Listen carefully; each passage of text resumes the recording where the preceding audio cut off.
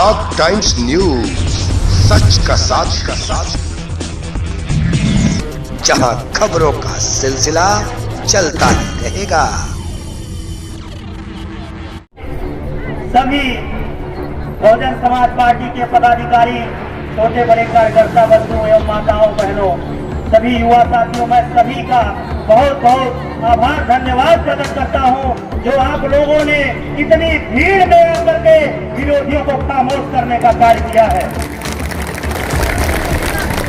साथियों, चुनाव करते हैं, ये चुनाव आर पार का होने जा रहा है। ये चुनाव आपका मान सम्मान, आपके बच्चों के भविष्य का चुनाव होने जा रहा है। आप लोगों को निर्णय लेना होगा, 3 मार्च को वोट पड़ेगा। आप लोगों को सोचना होगा, समझना होगा कि हम वोट किसे करें। हम 20 सालों से इस विधानसभा से धोखा खा रहे हैं, लेकिन इस बार हम लोगों के बीच एक बहुत ही संघर्षशील स्वच्छ छवि के प्रत्याशी आदरणीय बहन कुमारी मायावती जी हमारे बीच भेजी है अपना आशीर्वाद प्यार देकर के। हमें जिम्मेदारी दी है कि इनको भारी बहुमत से जिता करके भेजना होगा। हम सभी लोगों से आज निवेदन करना चाहते हैं, यहाँ सभी जितने भी लोग आए हैं, मैं सभी लोगों को जिम्मेदारी दे रहा हूँ कि आप लोग अपने आस-पास पड़ोसी नात रिश्तेदार गांव में जाइए और बताइए कि जितने भी प्रत्याशी सिवाय धीरू भैया को छोड़कर मैदान में है, सभी बाहर से आए हुए हैं। हमारे धीरू भैया इस विधानसभा में हैं और हम लोग भारी बहुमत से इनको जिताने का कार्य करेंगे।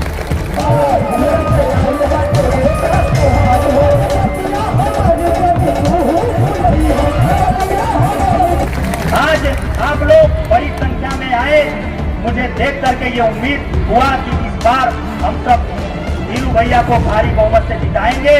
और आप लोगों से निवेदन करते हैं कि 3 मार्च को सभी लोग सुबह जा करके लाइन में लग करके एक वोट बहुजन समाज पार्टी के प्रत्याशी, चुनाव चिन्ह साथी प्रत्याशी धीरू भैया को भारी बहुमत से जिता करके सिसवा विधानसभा का विधायक बनाएंगे और आदरणीय बहन कुमारी मायावती जी को 5वीं बार मुख्यमंत्री बनाने का कार्य करेंगे। इन्हीं सब बातों के साथ मैं आप सभी लोगों का बहुत बहुत धन्यवाद करता हूँ। जय भीम। इस समय सदन की शेरनी हम लोगों की आदर्श बहन सुश्री मायावती जी को मैं उनके दीर्घायु के लिए कामना करता हूँ। मंच पर उपस्थित हमारे बीच आज के इस विशाल जनसमूह के बीच हम लोगों के मुख्य अतिथि आदरणीय लाखों लोगों के दिलों में राज करने वाले श्री सतीश चंद्र मिश्रा जी, दुबे जी एवं मंच पर उपस्थित सभी हमारे अतिथिगण, साथ ही हमारे सभी सेक्टर बूथों से आए हुए हमारे पदाधिकारीगण एवं इस धूप में खड़े हुए हमारे क्षेत्र की जनता, मैं आप लोगों का आभार व्यक्त करता हूं, धन्यवाद देता हूं।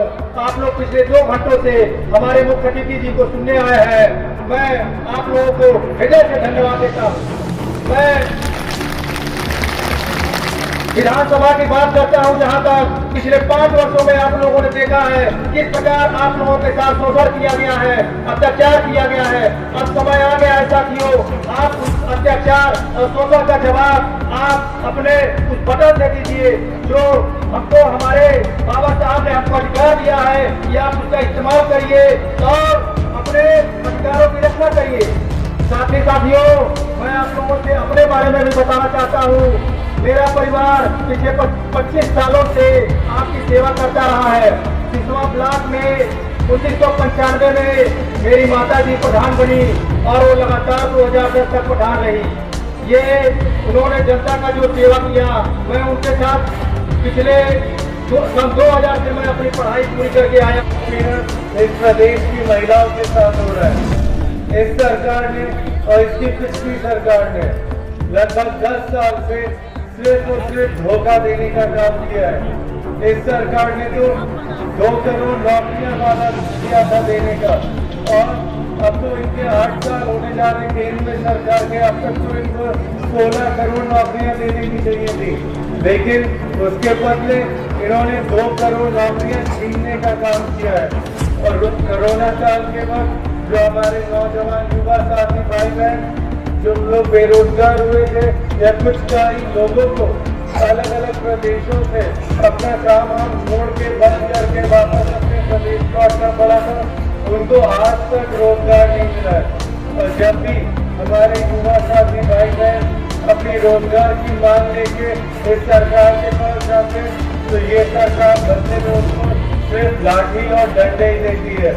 साथियों, वक्त आ चुका इनके असली चेहरे को पहचानने का। वहीं आदरणीय बहन जी जमीनी तौर पे काम करती है। उन्होंने अपने कार्यकाल के वक्त 23,50,000 युवाओं को नौकरियां दी थी। उनके उसी के चलते उस समय लगभग 1 लाख से ज्यादा सफाई कर्मचारियों को भर्तियां दी गई थी। लगभग 2 लाख से ज्यादा अपने अध्यापकों को नौकरियां दी गई थी। साथियों, बहन जी जो करती हैं, जो कहती हैं, वो करके दिखाती हैं। और साथियों, आप सब अच्छे से जानते हैं कि ये सरकार सोशल मीडिया के माध्यम से सिर्फ और सिर्फ अपना झूठे प्रचार प्रसार फैलाने का काम करती है। आजकल सोशल मीडिया का जमाना है। हर कोई, चाहे बड़े से बड़ा शहर हो या छोटे से छोटा शहर, हर कोई सोशल मीडिया के माध्यम से एक दूसरे से या उससे जुड़ा पड़ा है।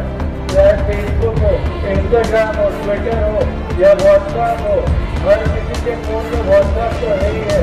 और इसी का दुरुपयोग करके ये सरकार अपने झूठे प्रचार प्रसार फैलाती है। मेरा आप सबसे अनुरोध है कि आप सब लोग भी खुलकर इसका इस्तेमाल करें और इनके झूठे प्रचारों का प्रसारों का खुलकर विरोध करें। और इसी के माध्यम से आप सभी लोग हमसे जुड़े और अपनी तकलीफें, दिक्कतें जो लोग आप लोग सरकार तक नहीं पहुंचा पा रहे या जो नहीं सुनी जाती है, तो आप लोग अपनी दिक्कतें, तकलीफें हम तक पहुंचाएं। और मैं इस चीज का आपको वादा करता हूँ, आपकी एक एक तकलीफ, दिक्कत नोट करी जाएगी और आदरणीय बहन जी तक पहुँचाने का काम मैं करूँगा। साथियों, और आदरणीय बहन जी ने यह आश्वासन दिया है कि सरकार बनते ही सबसे पहले महिलाओं की समस्या और युवाओं की समस्याओं का समाधान करने का पूरा प्रयास किया जाएगा। साथियों, अब वक्त बहुत कम बचा है और आप सबको ये समझ जाना है कि अब किसी से डरने और घबराने की जरूरत नहीं है, क्योंकि जो भी खासतौर से इस सत्ता के नशे में आपको डराने दबाने की कोशिश करे, उसको बस इतना बता देना है कि आदरणीय बहन जी 5वीं बार इस प्रदेश की मुख्यमंत्री बन के आने जा रही है। जो भी आपको डराएगा दबाएगा वो खुद ब खुद कहीं घर के छुप के अपने घर में घुस के बैठ जाएगा या कहीं बिल में घुस के बैठ जाएगा।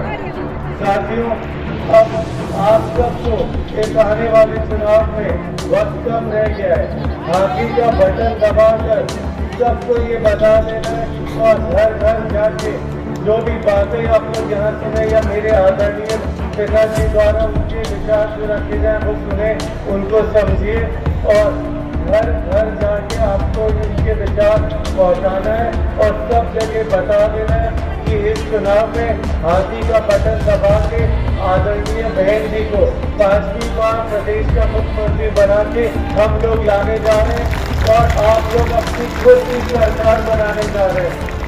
ताकि मेरे पास बातें बहुत हैं आप तक रखने के लिए, लेकिन आप सब लोग मेरे आदरणीय पिताजी के विचार सुनने समझने आए तो मैं ज़्यादा वक्त आपका नहीं दूंगा, लेकिन इसका जरूर वादा करना चाहूँगा कि आज मैं पहली बार आपके बीच आया, लेकिन ये कोई आखिरी बार नहीं होगा। मुझे दोबारा अगर आना पड़े, 5 बार आना पड़े, 10 बार आना पड़े, मैं आपके बीच आऊँगा और खासतौर से युवाओं की समस्याओं के लिए उनके साथ कंधे से कंधा मिलाकर उनका सामना करने के लिए मैं खड़ा रहूँगा और एक एक तकलीफ उनकी आदरणीय बहन जी तक पहुँचाने का काम मैं करूँगा। सतीश मिश्रा जिंदाबाद, सतीश मिश्रा बहन बाप जी, प्रताप सिंह जिंदाबाद, प्रताप सिंह जिंदाबाद।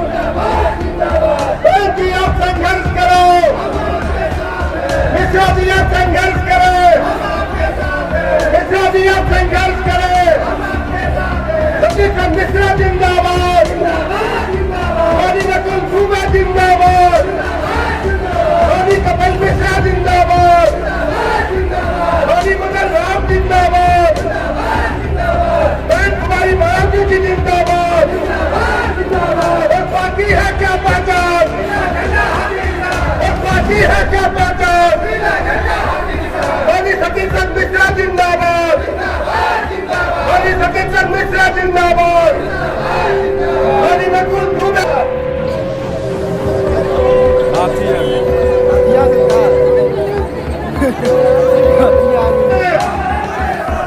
मिश्रा जी संघर्ष करें, बहन कुमारी मायावती जी जिंदाबाद, आदि सभी संघ मिश्रा जिंदाबाद।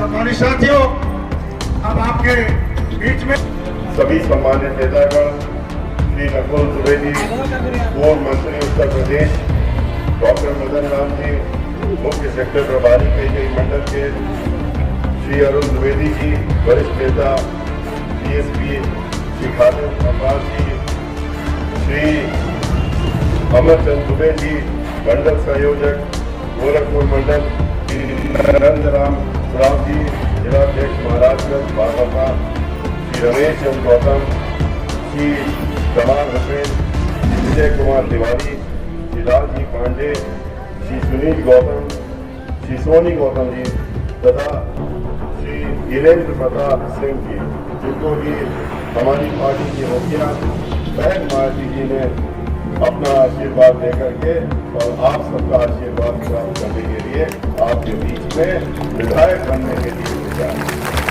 भाइयों, आपने अभी वीरेंद्र प्रताप सिंह जी की बातें सुनी, हमने भी सुना, और जो हमको लगा वो आपको भी अवश्य लगा होगा। ये दिल से सच्चे और इनके अंदर एक गलत कि जो इनके परिवार के लोग जिस तरीके से इनकी माता, इनके पिता जिस तरीके से जुड़े और लोगों के बीच में काम करने का उनके अंदर एक जज्बा जो था, उसको इन्होंने विरासत में दिया और लेकर के ये भी अब आपके बीच में मैदान में उतर गए हैं और उतरने के साथ साथ में पूरा विश्वास है कि ये आपकी हर समस्या को दूर करने के लिए अपना जी जान लगाने का काम करेंगे।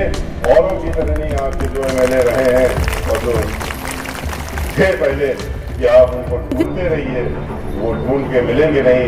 यहाँ पर ये आपके बीच में इनका दरवाजा घर का हमेशा खुला रहता है, जो भी जैसा कि हमको मालूम पड़ा है, और आप जब भी चाहेंगे घर में भी जा सकते हैं, जब चाहेंगे आप इनको अपने घर में बुला करके और अपने समस्याओं का निराकरण कराने के लिए इनसे बात करें। तो ऐसा ही व्यक्ति हमको चाहिए और नौजवान जो कि आपके साथ लंबे अरसे तक चले, आपकी समस्याओं के लिए लड़ाई जो होना शुरू करें, ये अंत तक लड़ें और फिर जीत करके रहा करके आप थोड़ी में डालने का काम करें। आज इतनी बड़ी संख्या में महिलाएं हैं, माताएं बहनें, ये अपने आप में दिखा देता कि जितने पुरुष हैं उनसे कम माताएं महिलाएं हैं।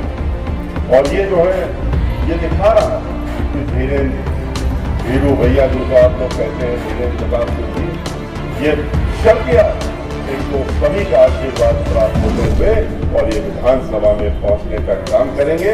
बहन मायावती जी को 5वीं बार मुख्यमंत्री बनाने में ये अपना भी योगदान यहाँ से जीत करके देने का काम अवश्य करें और आप लोग इस काम में इनकी मदद करें। भाइयों, चुनाव के लिए तो 2 दिन बचे, 1 तारीख, 2 तारीख, 3 तारीख को आपका मत का, आपको अपना मत का इस्तेमाल करना और वो मत ऐसा है जो कि सबसे महत्वपूर्ण चीज है। ये मत सोचिएगा कि अरे तो फिर 5 साल बाद नंबर आ जाएगा। 5 साल बाद ये नंबर आपके पास आने वाला इसलिए नहीं है क्योंकि अगर अपनी बार आप चूक गए तो जीवन भर चूकना पड़ेगा। आपको जो पछतावा पिछले 10 वर्षों में हो रहा है वो अगर अपनी बार आपको पछतावा आगे भी करना पड़ा तो उसको आप कभी पूरा नहीं कर पाएंगे और हमेशा सोचते रहेंगे, हमेशा सोचते रहेंगे कितनी बड़ी हमसे गलती हो गई, थोड़ी सी हमने सूझ लगा करके और थोड़ी मेहनत करके हमने अपना साथी को जिता दिया होगा तो हमारा भविष्य भी सुधरेगा, सुधर जाता और आने वाली पीढ़ियां का। इसलिए ये चुनाव हम सबके लिए बहुत ही महत्वपूर्ण है। वैसे तो आपको हम बताना चाहेंगे कि चुनाव जब से शुरू हुआ अगली बार 10 फरवरी को पहला वोट पड़ा है और 10 जनवरी से लेकर के 5 जो चरणों में वोट पड़ा है, कल 5वां चरण था और 3 तारीख को आपका 6ठा चरण है। लेकिन जो 5 चरण में वोट पड़ा है, जो 10 फरवरी से शुरू हुआ था, वो चलते चलते एक तरफा बहुजन समाज पार्टी की तरफ केंद्रित होता चला गया और आज पूरी तरीके से हम लोग ये आश्वस्त हैं कि अपनी बात पूर्ण बहुमत की सरकार बहन भाई की होने वाली है। और विरोधी पार्टियां भी इस बात को समझ गए हैं। जो लोग पहले मीडिया के लोग भी समझ गए, जो पहले कहते थे कि जीएसटी कहाँ है, जीएसटी कहाँ है, अचानक से उनको जब पहला वोट पड़ा, जब पहला फेज का वोट शुरू हुआ 10 तारीख को, उसके बाद से अचानक से धक्का लगा। यानी तो जीएसटी तो बहुत तेजी से महंगा है। जिन सीटों में हम लोग पिछली बार पहले चुनाव में 30 सीटों में नंबर 2 थे, 58 सीटों पे वोट था। 29 की 30 सीटों को तो हम जीत ही रहे हैं। 58 सीटों पे जब उन लोगों को ये मालूम पड़ा कि 58 में से कौन सी सीट हम हार रहे हैं, ये कोई आंकड़ा नहीं लगा पा रहा है, वरना ज्यादातर सारी सीटें बीएसपी जीतने लगी। उसी के बाद से वो लहर जो शुरू हुई वो चलते चलते आगे बढ़ती जा रही है। और हाथी ने अपना जो चाल तेज किया है, वो हाथी बढ़ते हुए आपके बीच में आ गया है। आपके मामले के पास 7वें फेज में जाएगा और उसके बाद वो लखनऊ में ही जाके रुकने का काम करेगा, जब 10 मार्च को बहन मायावती को 5वीं बार मुख्यमंत्री बना करके पूर्ण बहुमत की सरकार के साथ में तभी वो रुकने का काम करेगा। भाइयों, आपके सामने 3 सरकार है। आपको कोई दिक्कत ही नहीं है जानने के लिए कि किसको चुनना है। 2007 से 12 बहन मायावती की सरकार, 12 से 17 उसके बाद आपने देखा कि समाजवादी पार्टी की सरकार, समाजवादी पार्टी की सरकार उसके पहले भी थी। 2003 से लेकर के और 2007 तक जब उसको बनवाने का काम किसने किया था? वो बहुमत में नहीं थे, न उनकी बहुमत की मिलकर के भी नहीं थी, लेकिन भारतीय जनता पार्टी ने उनकी सरकार बनवाने का काम किया था। ये सभी को मालूम है कि भारतीय जनता पार्टी के जो तत्कालीन अध्यक्ष थे, उन्होंने बहुजन समाज, जो विधानसभा के अध्यक्ष थे, बहुजन समाज पार्टी के 37 एमएलओ को लेकर के एक गैर कानूनी आदेश पारित करके और समाजवादी पार्टी की सरकार बनवाई थी, जिसको कि बाद में भारतीय जनता पार्टी और कांग्रेस पार्टी ने अपना समर्थन दिया था। वो बात दूसरी है कि वो उनका गैर कानूनी आदेश होता, संवैधानिक पीठ ने, सर्वोच्च न्यायालय की 5 जजेस ने उसको खारिज किया और खारिज करके उसमें दिखा दिया कि जब खारिज हुआ कि ये भारतीय जनता पार्टी का उतावलापन था कि किसी तरह से समाजवादी पार्टी की सरकार बनवा दे और इतना असंवैधानिक आदेश पारित किया। ये आपस में मिले भारतीय जनता पार्टी और समाजवादी पार्टी, ये एक ही सिक्के के 2 पहलू हैं। आप देखिए, पहले मिले हुए थे, बाद में भी मिले हुए। अभी चुनाव की जब घोषणा हुई, उसके पहले भी आपने देखा, 1 हफ्ते पहले किस तरह से माननीय मुलायम सिंह यादव जी और उनके साथ में बैठे हुए थे कौन? मुखिया भागवत जी और मंत्री लोग मस्तक खड़े थे और तय हो रहा था कि कैसे उत्तर प्रदेश का चुनाव हुआ जाए, कैसे हम लोग एक दूसरे के खिलाफ बोलेंगे, कौन से भड़काऊ बयान देंगे, लोगों के अंदर उन्माद फैलाएंगे और फिर अपने दोनों लोगों का उल्लू सीधा करेंगे। ये उन्होंने योजना बनाने का काम किया और आपस में बैठे, ये आपस में पहले तो अंदर मिले थे, अब ये खुल करके मिल गए, खुलेआम मिले हुए, तो इनको पहचानने की जरूरत है। और इनकी सरकारें हमने देखी 2003 से 7 और 12 से 17 समाजवादी पार्टी की सरकार तो जब आती है, सभी को मालूम है कि सरकार आते ही पूरे प्रदेश के बच्चे को मालूम पड़ जाता है कि समाजवादी पार्टी की सरकार आ गई, क्योंकि हर तरफ गुंडागर्दी, माफिया गर्दी, दहशत गर्दी, डकैती, फिरौती, बलात्कार, दंगे, फसाद, ये सब कुछ होता है। एक दंगा कभी अकेले नहीं होता है और दंगा अपने आप भी नहीं होता है, दंगा कराना पड़ता है और ये दंगा इन्होंने कराए थे। और जब सरकार आई तब कभी भी एक भी दंगा फसाद कभी उत्तर प्रदेश में नहीं हुआ। पूरा प्रदेश भाईचारे के साथ में चलता रहा, आपस में मिल करके लोग करते रहे, न कोई लड़ाई न कोई झगड़ा और सबका उत्थान किया। बहन मायावती जी की जब सरकार थी तो खाली भाईचारे की सरकार ही नहीं, मनन मायावती जी ने किया। और जब एक जिला बनता है तो आप सबको मालूम है कि समग्र विकास होता उस जिले का, मजबूरन समग्र विकास करना पड़ता, हर चीज वहां पर देनी पड़ती है। इस तरह से बहन मायावती जी ने पूरे प्रदेश का विकास किया। सारे 19,000 गाँव जो डॉक्टर अम्बेडकर ग्राम के नाम से जाने जाते हैं, उनका समग्र विकास किया। सीसी रोड, बाकी सब चीजें करने के बाद समग्र विकास किया। 29,500 प्राइमरी स्कूल बनाने का काम किया। 5,500 junior high school Uttar Pradesh में देने का काम किया। 1 दर्जन से ज्यादा यूनिवर्सिटी और कॉलेज, डिग्री कॉलेज तो अनेक दिए, मेडिकल कॉलेज देने का काम किया और अंतरराष्ट्रीय स्तर की यूनिवर्सिटियां देने का काम किया। ऐसी वैसी यूनिवर्सिटी नहीं। उन्होंने नोएडा इंटरनेशनल यूनिवर्सिटी दिया, तो उसके साथ में अरबी फारसी यूनिवर्सिटी उत्तर प्रदेश में जो अकेली, वो लखनऊ में देने का काम किया। और एक ऐसी यूनिवर्सिटी भी लखनऊ में देने का काम किया जो विश्व में अपने आप में अकेली यूनिवर्सिटी है, और वो विकलांगजनों के लिए डॉक्टर शकुंतला मिश्रा के नाम से लखनऊ में जहाँ 20,000 से ज्यादा विकलांगजन पढ़ा रहे हैं और अपनी आगे की पीढ़ी का अपना कराने के लिए उनके लिए उन्होंने आयोजन किया। तो ये बहन मायावती जी की सोच है। पूरा प्रदेश अंधेरे में था। 6,500 मेगावाट बिजली बनती, उसको बढ़ा करके 13,500 मेगावाट पहुंचाने का काम किया। नए नए कारखाने लगा करके जो 17 वर्षों से नहीं लगे थे, बहन मायावती जी ने लोगों को रोजगार देने का काम किया।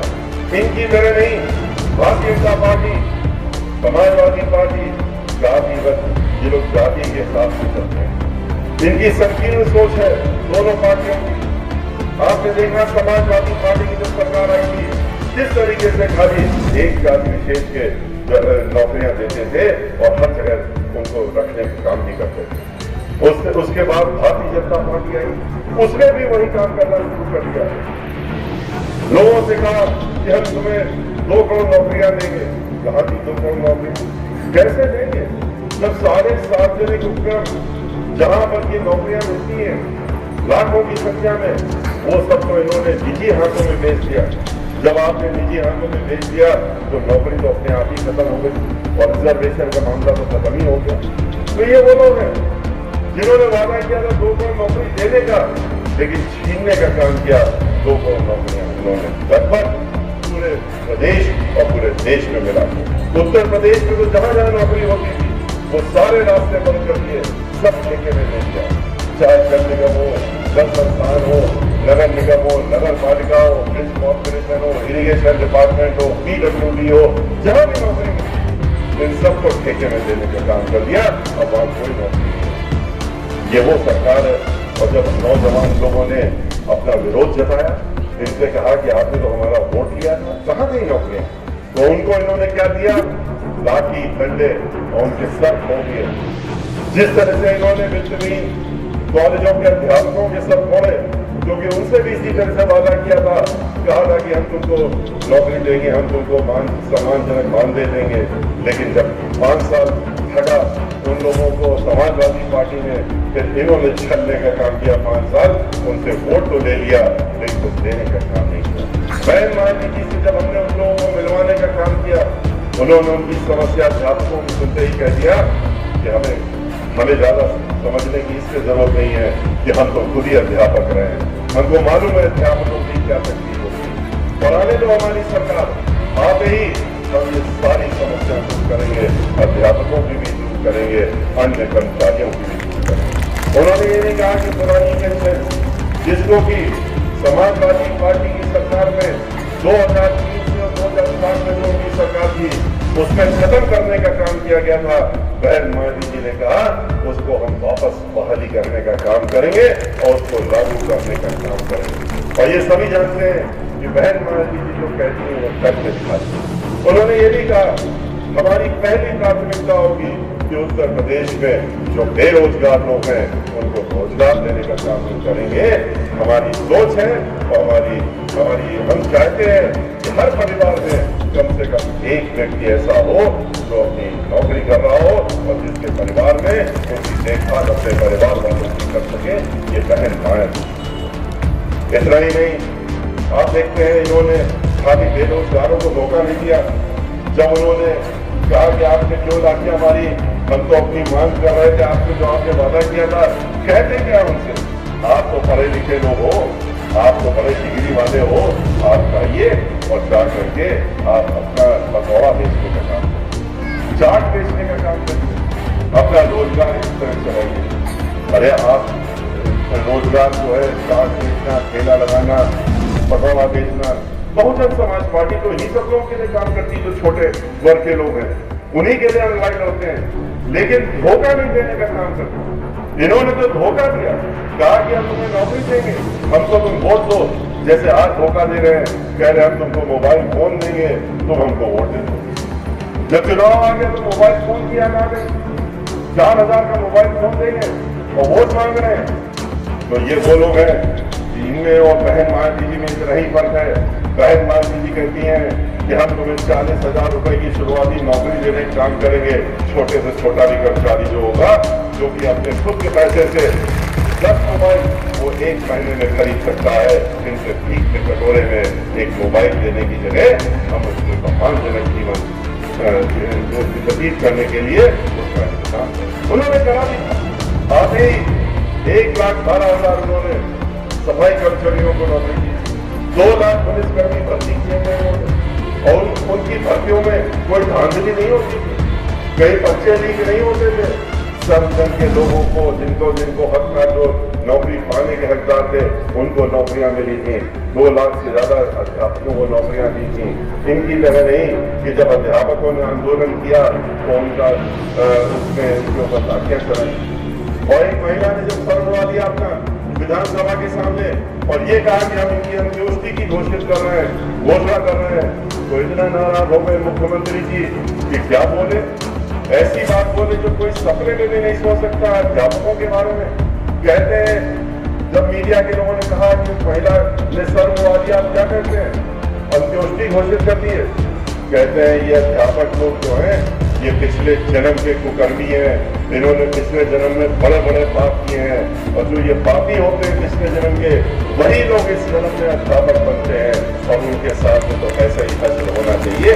ऐसी सोच रखते हैं मुख्यमंत्री, तो इनसे आप क्या उम्मीद करते, महिलाएं क्या उम्मीद करते? महिलाओं को तो इन्होंने वोट ले लिया था ये कहते हुए सुरक्षा देंगे, बहुत चढ़ करके महिलाओं ने इनको वोट दे दिया, सोचा कि तो बड़े धर्म वाले हैं, धर्म का चोगा पहनते हैं, धर्म का मुखौटा लगाते हैं। अरे ये झूठ कौन जो बोलेंगे, उनको क्या मालूम था कि मुखौटे के नीचे खाली झूठ के अलावा कुछ नहीं है, क्योंकि पार्टी ही झूठ होती है, वो पार्टी ही झूठ बोलती है, तो वो कहां से सच बोलने लगेंगे।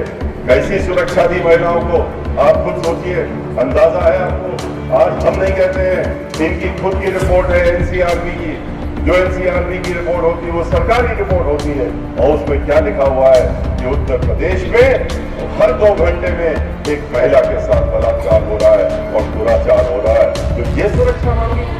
बहन मायावती जी का जमाना याद कर रहे हैं, महिलाएं याद करती हैं, रात के 12 बजे भी अगर उनको घर से निकल के जाने की जरूरत पड़ जाती थी किसी ऐसे काम से जिसमें मजबूरी हो, तो वो सोचती नहीं थी और घर से बाहर निकल जाती थी, क्योंकि वो जानती थी किसी की मजाल नहीं उसी तरफ गलत निगाह उठा के देख ले, क्योंकि उत्तर प्रदेश की मुखिया बहन मायावती जी हैं, ये उसको मालूम। उन्होंने कानून द्वारा कानून राज चलाने के लिए किसी को नहीं बख्शा। उनकी निगाह में अपराधी होता है, इनकी तरह नहीं। अरे ये तो हमारी बिरादरी का है, ये तो हमारा अपना है। जातिवाद में जाकर के नहीं अपराधियों को बंटवारा किया उन्होंने, अपने पार्टी के नाम पे बंटवारा नहीं किया, अपने खुद के मेंबर ऑफ पार्लियामेंट को 15 दिन पुरानी सरकार थी 2007 में, उन्होंने कानून अपने हाथ में लिया था, गरीबों के कुछ झोपड़ियों में बुलडोजर चलाने का काम किया था, कब्जा करने के लिए। बहन मायावती जी ने अपने घर में आवास में लखनऊ में बुला करके वहीं से हथकड़ी लगवा करके और पूरे 5 साल तक उनको जेल में रखने का काम किया था। इस तरह कानून सारा कानून उनकी निगाह में अपराधी होता है, इनकी तरह नहीं। कि हाथरस में एक दलित समाज की बेटी, उसके साथ में बलात्कार होता है, उसके बाद उसकी मृत्यु हो जाती है, और मृत्यु होने के बाद उसका मृत्यु शरीर भी परिवार वालों को नहीं देने देते हैं, क्योंकि माननीय मुख्यमंत्री जी खुद ही बैठ गए थे सारे उस चीज को प्रकरण को मॉनिटर करने के लिए, और अपनी फोटो भी दिखवा रहे थे टेलीविजन में, अखबारों में भी छपवा रहे थे कि देखो हम रात में बैठे हुए हैं और टेलीविजन के सामने बैठे देख रहे हैं। और अपने जिलाधिकारी को हाथरस के उन्होंने वहां खड़ा कर रखा था, उससे बात कर रहे हैं, ये दिखा रहे हैं। क्या कहा, क्या हुआ? उनसे यही तो कहा कि हमारी बिरादरी के लोग, हमारे अपने, हमारे चहेते, हमारे पार्टी के लोग ऐसे लोग पार्टी वाले जो कि उनकी पार्टी से जुड़े थे, उनकी मदद करते थे हाथरस में, वो लोग उसमें लिप्त थे। तो उन्होंने कहा कि चूंकि ये हमारे अपने हैं, हमारी पार्टी के अपने हैं, हमारी मदद करते हैं, और इसलिए आपको इनको बचाना है, ये आपका दायित्व है। और बचाते बचाते कितना घृणित कार्य करा गए वो, ये भी सबने देखा। कैसा कार्य कराया उन्होंने कि उन्होंने जो बेटी थी दलित समाज की, उसको ले जाकर के उसकी माँ, उसके घर वाले रोते रहे, भिड़कते रहे कि हमको शरीर दे दो, मृत शरीर दे दो कम से कम, लेकिन नहीं, ऊपर से आदेश था। और उसके बाद ले जाकर के खेतों में मिट्टी का तेल डाल करके और एक कांस्टेबल से आग लगवा करके उसको जलाने का कृत्य हुआ, ये भी सबने देखा। आज उत्तर प्रदेश में क्या माहौल है, चारों तरफ खाली भयभीत करने का माहौल, कोई विकास का माहौल नहीं। विकास आपको कहीं नहीं मिलेगा, डराने धमकाने का खाली मिल रहा है कि कुछ बोलोगे अल्पसंख्यक समाज के लोगों के ऊपर सैकड़ों की तादाद में मुकदमे दर्ज कर दिए बगैर किसी बात के, बगैर किसी जुर्म के, लेकिन सिर्फ डराने धमकाने के लिए। लोगों से कहते हैं हमारे बुलडोजर तैयार है। अरे वो बुलडोजर तो बेकार हो गए। अब तो उत्तर प्रदेश की आम जनता ने उन बुलडोजरों की चाबी अपने हाथ में ले ली और उसका स्टीयरिंग भी अपने हाथ में ले लिया और इन्हीं की तरफ घुमा दिया है। अब इनको एक तरफा वो बुलडोज करते हुए बहन मायावती जी को 5वीं बार मुख्यमंत्री बनाने के लिए सब लोग लगते हैं। ये डराने धमकाने, खाली लोगों को झूठे वादे करने के अलावा इनके पास है ही क्या? आपने देखा किस तरह से किसानों को कहा कि आमदनी 2 गुना करते हैं। क्या आमदनी 2 गुना करते? 25 रुपए गन्ने का मूल्य बढ़ाया है, वो भी कब? अभी 1 महीने पहले चुनाव के, जब चुनाव आ गया तब 25 रुपए बढ़ाया। 5 साल में 1 नया पैसा नहीं बढ़ाया। इस समाजवादी पार्टी की नकल करते हुए इन्होंने किया। उन्होंने भी 2017 में 35 रुपए बढ़ाए थे चुनाव के पहले, इन्होंने 25 बढ़ा दिए। लेकिन बहन मायावती जी को याद करिए, वहां पर उस समय 125 रुपए का क्विंटल दाम था गन्ने का, और बहन मायावती जी ने उसको बढ़ा के 250 क्विंटल करने का काम किया था। इन्होंने आमदनी तो 2 गुना नहीं की, बल्कि किसानों की जमीन जब्त करने के चक्कर में और उसको कब्जा करने के चक्कर में 4 काले कानून डालने का काम किया था, जिसके तहत में किसानों को मजबूरन पट्टे में जमीन देनी पड़ती, और पट्टे में जमीन देने के बाद कभी भी नहीं मिलती, क्योंकि उद्योगपतियों को जमीन दिलवा रहे थे। ये वो समझ गए और इसीलिए पूरे प्रदेश में देश का आंदोलन किया। 15 महीने के आंदोलन में लगभग 700 से ज्यादा किसानों की मौत हो गई, लेकिन इनको कोई फर्क नहीं पड़ा। जब चुनाव आ गया तो इन्होंने सोचा कि आंदोलन को कुचला जाए और कुचल कर खत्म करा जाए, तो कुचलते कुचलते इन्होंने कितना घृणित कार्य किया वो भी पूरे देश के लोगों ने देखा कि मंत्री जो कैबिनेट मंत्री हो और दिल्ली में बैठा हो, उसके लड़के और मंत्री उन्होंने मिल करके किस तरीके से गाड़ी से 4 किसानों को कुचल के मारने का काम किया और उनको मौत के घाट में उतारने का काम। और 3 महीने के अंदर उनकी बेल हो जाती है, उनकी बेल करा दी जाती है, क्योंकि वो सरकार के चहेते। और उसी जगह खुशी दुबे, वो तो ब्राह्मण समाज की एक लड़की जिसके पूरे परिवार को मार दिया, उसके पति को भी मार दिया, और 1 दिन पहले शादी हो गया। क्या दोस्त था उसका? 1 दिन पहले शादी होकर के अपने ससुराल में पहुंची और उसकी तो हाथों की मेहंदी भी नहीं थी, लेकिन उसको भी उठा ले गए। उसको आज 20 महीने से जेल में रखा हुआ। उसके साथ में घर में जो एक महिला काम करती थी, 2 महिलाएं थी, उनको भी ले गए, उनको भी वहां बंद रखा है, और उनके साथ में 6 साल का लड़की और 3 साल का बच्चा, उसको भी जेल में रखा हुआ है, और आज तक बेल नहीं होने दी। इंतजार कर रहे हैं कि कब उनको खबर मिल जाए, जैसे हाथरस में रेणु शर्मा के साथ में इन्होंने किया, जो एक पूर्व जिला पंचायत के अध्यक्ष थे, और उससे भारतीय जनता पार्टी, समाजवादी पार्टी, ये दोनों ही ये लोग उससे नाराज रहते हैं। नाराज थे राजनीतिकों, क्योंकि उसको परास्त नहीं कर पाते। उसके ऊपर कितने मुकदमे दर्ज कर उसको जेल भिजवा दिया और जेल में ही रखा। जब उसको बेल हो गई, बेल होने के बाद भी रेणु शर्मा को जेल से बाहर नहीं आने दिया, और वो कब आई? जब उसकी मृत्यु हो गई तभी वो जेल से बाहर आई। इसी तरह का इंतजार ये खुशी के लिए कर रहे हैं। लेकिन मैं आपको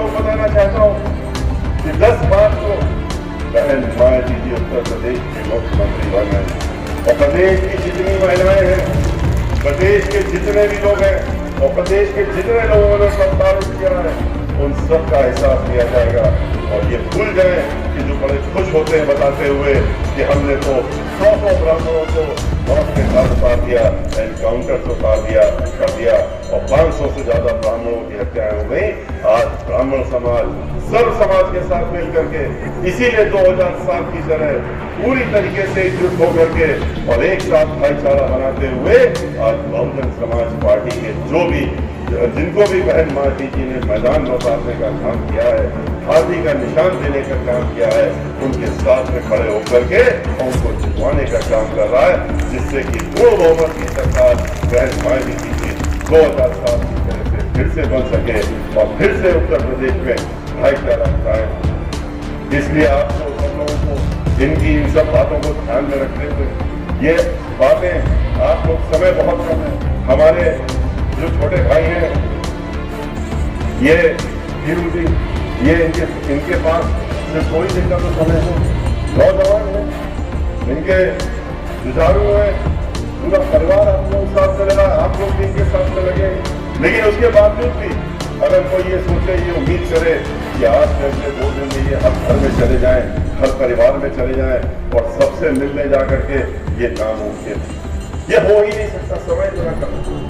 इसलिए इनसे ये उम्मीद करने की जगह मैं आप लोगों से अनुरोध करूंगा कि इनको तो आप मानिए कि ये बीएसपी के प्रत्याशी कहने के लिए हैं, क्योंकि इनको तो यहाँ पर बहन मायावती जी ने आशीर्वाद दे करके अपना इनको टिकट देने का काम किया। लेकिन सही मायने में हमारी निगाह में और हमारी पार्टी की निगाह में, हम सब लोगों की निगाह में आप लोग जितने यहाँ बैठे हैं, आप सब हमारे प्रत्याशी हैं और आप अपने आप को प्रत्याशी मानिए। जैसे ही आप अपने आप को प्रत्याशी मानेंगे, अपने आप सोचने लगेंगे कि हम चुनाव कैसे जीते हैं। भाई हमको तो चुनाव जीतना है, 3 दिन का समय। तो इस 3 दिन में हम क्या करें, कहाँ चले जाएं, किससे बात करें, वोट मांगने का काम करें, बताएं उन लोगों को ये सारी बातें और कहें कि अपनी सरकार बनानी है, अपना खुद की सरकार बनानी है और भाईचारा कायम करना है। दोबारा से उत्तर प्रदेश में महिलाओं को सुरक्षा देनी है, किसानों को उनका हक दिलाना है, नौजवानों को उनको नौकरी दिलवानी है, बेरोजगार लोगों को और जो रोजगार में लगे हुए हैं उनको जो है उनको रोजगार में आगे बढ़ाने का काम करना है और किसानों को उनका हक दिलाते हुए जो ये छुट्टा छोड़ दिए गए जानवर, उन छुट्टा जानवरों से मुक्ति दिलानी है। तो पहले ये जो छुट्टा घूम रहे हैं, जो भारतीय जनता पार्टी वाले, इनसे मुक्ति दिलाने का काम आपको संकल्प लेकर के करना पड़ेगा। और अगर आपने एक बार ये संकल्प ले लिया, क्या मान लिया कि आप खुद प्रत्याशी हैं, तो कोई आपको नहीं रोक सकता, कोई नहीं रोक सकता कि इन आपके नाम पे आप जब एक बार श्री धीरेन्द्र प्रताप सिंह बन जाएंगे तो आप हर घर ना पहुंच जाएं और घर जा करके वोट मांगने का काम न कर रहे हैं और इनको इतनी भारी बातों से जिताने का काम करेंगे आप। अगर आपने ये कर लिया कि जीतेंगे तो है ही, ये तो निश्चित है। जैसे ये निश्चित है कि बहन मायावती जी 5वीं बार पूर्ण बहुमत की सरकार बनाने जा रही है, ये निश्चित है। लेकिन अगर एक बार आपने ठान लिया तो आप इसको हर पोलिंग बूथ में जिता करके, और ऐसे ही जिता करके नहीं, इतने भारी मतों से जिता करके कि जो विरोधी लोग हैं उनकी जमानत जब्त करा करके इनको विधानसभा में भेजने का काम करेंगे, ये निश्चित है। और ये कहते हुए एक बात आपसे महत्वपूर्ण करते हुए अपनी बात समाप्त करूंगा, और वो ये है कि बहन मायावती जी द्वारा जो वो कहती हैं हर बार, और जो कभी भी उन्होंने अपनी बार भी इस चुनाव में जब वोट डाला तो उन्होंने वही किया, क्योंकि हम लोग भी उनके साथ में वोट डालने गए थे। वो उनका कहना है कि जिस दिन वोट पड़ना है, यहाँ तो 3 तारीख को पड़ रहा है, 3 तारीख को जो आप रोजाना की दिनचर्या करते हैं, घर में पूजन पाठ, नाश्ता बनाना, खाना खाना और उसके बाद घर से निकलना, ये बिल्कुल मत करिएगा।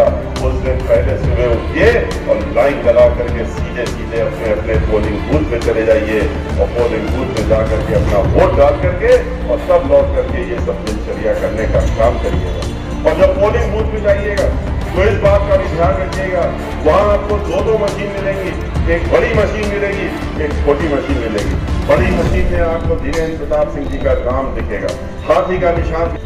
आप उसके सामने वाली बटन को दबाएंगे, बटन को इतनी तेजी से दबाइएगा कि एक तो उसकी आवाज हाथी की चिल्लार आसपास के पूरे क्षेत्र में सुनाई दे, लोगों को लग जाए कि हाथी जो है वो गर्जन कर रहा है, आगे बढ़ रहा है। लेकिन आप बटन तेजी से इसलिए भी दबाइएगा कि बगल में जो छोटी मशीन है उसमें आपको एक तस्वीर दिखेगी जिसमें कि धीरेन्द्र प्रताप सिंह का नाम दिखेगा, हाथी का निशान दिखेगा, और उसमें थोड़ी देर में 1-2 सेकंड के बाद, 3-4 सेकंड के बाद वो मशीन से आपको एक पर्ची कर करके नीचे गिरते हुए दिखेगी और वो मशीन बंद हो जाएगी। तभी अपना मुद्रा लाइएगा। अगर उसमें ये सब चीजें मत दिखे और पर्ची करके नीचे न गिरे तो अपना मत हटाइएगा और वहाँ के पीठासीन अधिकारी जो भी कमरे में बैठा हो उसको आवाज देकर बुलाइएगा, कहिएगा कि वोट गलत पड़ रहा है या वोट नहीं पड़ रहा है। और देखिए हम दबाए हुए हैं, क्योंकि एक बार आपने मुद्दा हटा दिया तो वो पीठासीन अधिकारी भी आपकी कोई मदद नहीं कर पाएगा। इस बात को हमें खासतौर से इसलिए ध्यान रखना है क्योंकि हमारे लिए एक को लेकर सर 5 चरण के देखिए, इन 5 चरणों में एक तरफा बहुजन समाज पार्टी की जो शुरुआत हुई थी 10 फरवरी से वोट होना, वो बढ़ते हुए और बहुत तेज़ी से बहुजन समाज पार्टी के प्रत्याशी लोगों के हक में वोट हो रहा है। और ये निश्चित हो रहा है कि हम लोग पूर्ण बहुमत की सरकार बना रहे हैं और बहन मायावती जी उत्तर प्रदेश की 5वीं बार मुख्यमंत्री। सर बाबा के किसी भी प्रोग्राम में बुलडोजर नजर आ रहा है? देखिए, बुलडोज़र अब वो नज़र आ ही रहा खाली, लेकिन बुलडोज़र अब उन्हीं लोगों के ऊपर चल रहा है। आम जनता ने अपने हाथ पे बुलडोज़र की चाबी ले ली है और स्टीयरिंग भी ले लिया और अब वो उसने घुमा दिया है भारतीय जनता पार्टी को यहाँ से नेस नाबूद करके और भेजने के लिए और बहुजन समाज पार्टी को स्थापित। सर योगी जी कह रहा है कि हम जो है भाजपा जीत रही है और तमाम पार्टी के लोग बाहर जा रहे हैं। देखिए, अब तो आपको पता ही लग चुका होगा, आप लोग तो मीडिया के लोगों को छुपा नहीं रहता है कि योगी जी अपना सामान लखनऊ से बनवा रहे हैं। कुछ सामान भिजवा भी दिया है गोरखपुर के मठ के अंदर, और बहुत जल्दी पूरा सामान जो है आपको आता हुआ दिखेगा। और ट्रक गेरुआ करके कलर की ट्रक होगी, आप खुद ही पहचान लेंगे कि उसमें वो सामान भेजते हैं अपना, किसी और को भेजते नहीं। वो उनके मठ में जाएगा, आप तो खींच लीजिएगा, तो वो वापस अपने मठ में जा रहे हैं, इसीलिए वो यहीं से चुनाव। सर अखिलेश जी कह रहे हैं कि उनके आवाज़ से झीलों की अब ये सब बातें हम लोग देखिए, इस तरह की बातें ये सब वही दोनों लोग आपस में कर सकते हैं, हम लोग इस तरह बातें नहीं। टॉप टाइम्स न्यूज, सच का साथ जहां खबरों का सिलसिला चलता रहेगा।